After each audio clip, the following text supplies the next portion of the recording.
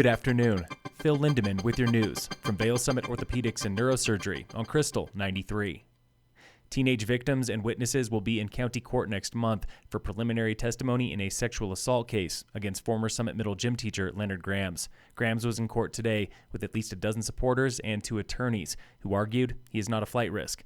The DA's office disagreed. Judge Karen Ramillo took the middle ground with new, more lenient bond conditions if Grams surrenders his passport.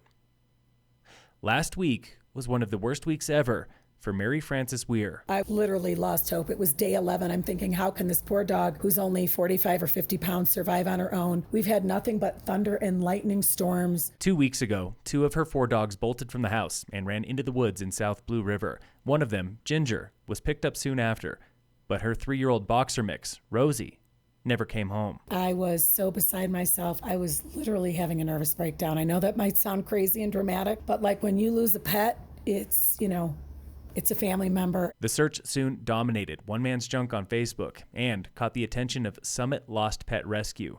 Co-founder Brandon Chulo. First thing I did was tell her to stay calm, take a deep breath. A lot of people up here, especially in that environment, most people don't think their dog is going to make a day or 2 or 3 or 4. Brandon then gave instructions.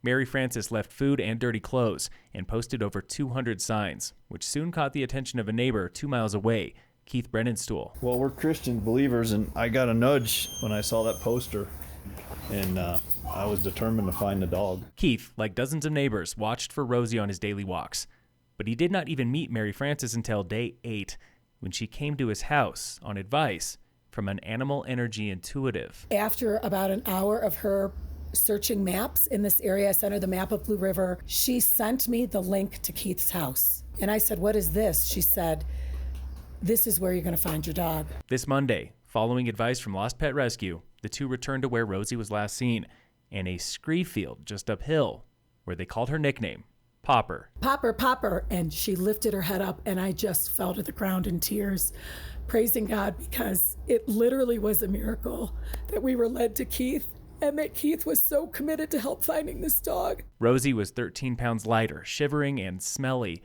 but otherwise unhurt, almost within sight of home. It appeared that she had gone up and probably there from the very first day and was scared to come down. She couldn't get down without some assistance. At Lost Pet Rescue, Brandon and fellow co-founder Melissa Davis praised their volunteers and neighbors like Keith for a landmark year. We've had 103 dog missions, and we have recovered and reunited 100% of the dogs in 2022. In 2.5 years, the number is 401 reunited cats and dogs. Rosie is 402. And thanks to everybody on Facebook and Colorado Lost Pets for, keeping me alive during this time, because it really was probably the darkest days I've had in years.